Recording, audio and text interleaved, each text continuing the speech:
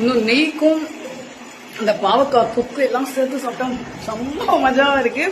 நீங்களும் சாப்பிடுங்க. பாய். மதிய வணக்கம். பெரிய மருமகள் சின்ன மருமகள் இன்னைக்கு செவ்வாய்க்கிழமை.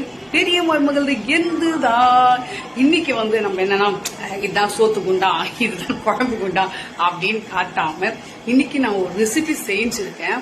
ஸோ அது சாப்பிட்டா ரொம்ப டேஸ்டா இருக்கும். அது எப்படி சாப்பிடுது நம்ம இப்ப பார்க்க போறோம். வாங்க. தட்டு எடுத்துட்டு அதுல நல்லா சுட சுட சாதம் போட்டுட்டு நான் சொன்ன அந்த நியூ டிஷ் இதுதான்.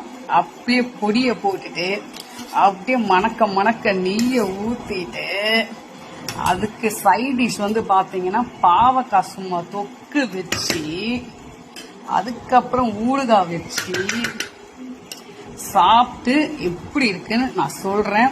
கண்டிப்பா செம்ம டேஸ்ட். ஏன்னா அம்மா செஞ்சாலும் வேற லெவல்ல சாப்பிட்டோம்மா. அம்மா இருக்க வேண்டிய ஆவே இல்லை. சீரியஸா சொல்றேன். ரொம்ப மஜாவா இருக்கு.